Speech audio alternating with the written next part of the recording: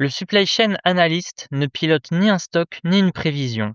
Il éclaire ceux qui le font. Il sort la donnée, il la fiabilise et il en tire une décision. C'est cette dernière étape qui se joue en entretien. Au programme, les missions, les outils, les indicateurs, un cas pratique complet et ce qui tombe vraiment au test technique.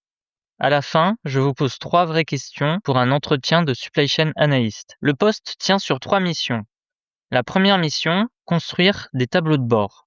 Taux de service, couverture de stock, coût logistique, OTIF. Vous choisissez les indicateurs, vous les calculez, vous les présentez. La deuxième mission, c'est l'investigation. Le taux de service se dégrade ou les stocks montent. On vous demande pourquoi. Vous remontez les données jusqu'à l'endroit où ça a dérapé. La troisième mission, automatiser. Un bon analyste ne construit pas le même fichier chaque lundi.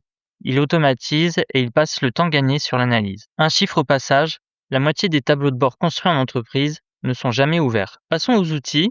Excel d'abord, c'est le socle et il tombe presque toujours au test technique. On attend des formules comme index equiv, SOMSI et un nettoyage dans Power Query. Power BI ensuite. Là, il y a un malentendu. On vous demandera plus souvent de commenter un rapport existant que d'en construire un. SQL. Lire et écrire une requête simple suffit presque partout. Et les systèmes sources, SAP, un WMS, un TMS, savoir d'où sort la donnée compte autant que savoir la traiter. Un conseil, ne dites jamais bon niveau Excel. Dites des extractions de 50 000 lignes nettoyées dans Power Query. On vous demandera quels indicateurs vous suivriez en priorité. Attention au piège, si vous récitez 15, vous êtes éliminé. Ce qu'on teste, c'est votre capacité à hiérarchiser. 4 suffisent. Un indicateur de service, taux de service ou OTIF, on time in full. Un indicateur sur le stock, couverture aux rotations. Un indicateur de coût, le coût logistique rapporté au chiffre d'affaires. Un indicateur de fiabilité amont, le respect des délais fournisseurs par exemple. Ces 4-là tirent dans des sens opposés. Si vous montez le stock, le service s'améliore et le coût augmente. C'est ensemble qu'ils rendent l'arbitrage visible. Et une règle absolue, ne donnez jamais un indicateur sans sa définition. Passons au cas pratique. C'est la mise en situation la plus fréquente sur ce poste. Le recruteur vous dit ceci.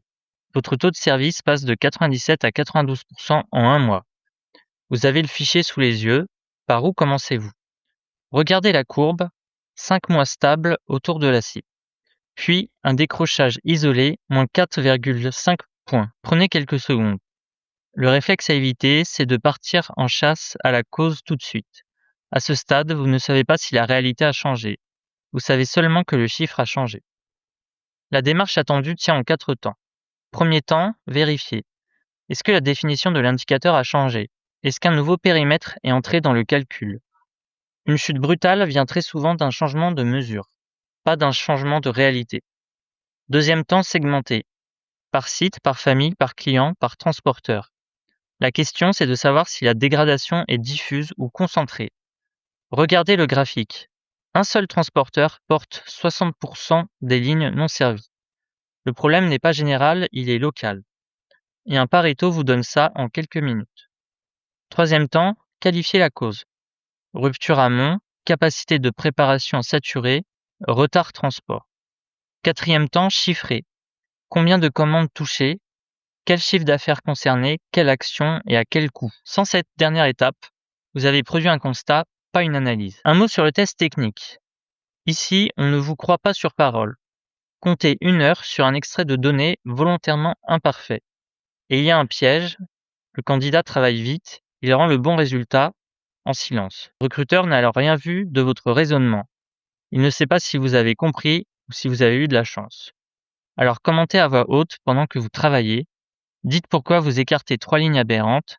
C'est ça qu'on note. Première question. Vous rapprochez 2 extractions sur le code article. Que vérifiez-vous en premier? Réponse A, que la formule ne renvoie pas d'erreur. Réponse B, le nombre de lignes avant et après la jointure. C, que le fichier ne rame pas. Prenez 3 secondes. La bonne réponse c'est B. Une jointure sur une clé n'est pas unique, elle duplique vos lignes. Et elle le fait en silence, aucun message d'erreur. Vous vous retrouvez avec des volumes gonflés et un chiffre faux.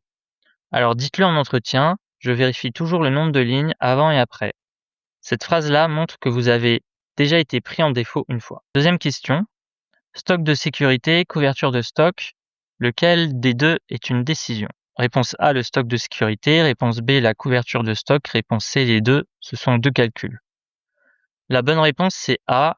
Le stock de sécurité, vous le dimensionnez, vous le paramétrez pour absorber l'aléa. La variabilité de la demande, un retard fournisseur, c'est une décision et il faut savoir la défendre. La couverture non, c'est le nombre de jours de consommation que votre stock permet de tenir. L'un est une décision, l'autre est un thermomètre. Troisième question, c'est la plus révélatrice des trois. Un opérationnel conteste vos chiffres en réunion. Par quoi commencez-vous? Vous maintenez, le chiffre est sourcé.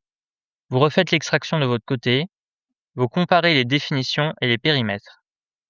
La bonne réponse, c'est la réponse C. Dans un cas sur deux, l'écart ne vient pas d'une erreur.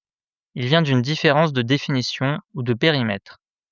Pas les mêmes dates, pas les mêmes filtres. Donc vous refaites le chemin ensemble. Et ensuite seulement vous tranchez. Et un détail qui marque des points, après ce genre de discussion, vous figez la définition par écrit. Parlons salaire. Un junior entre 30 000 et 38 000 euros bruts par an. Un profil confirmé entre 38 et 42 000. Un senior entre 42 et 48 000. Ajoutez 10 à 15% en Île-de-France.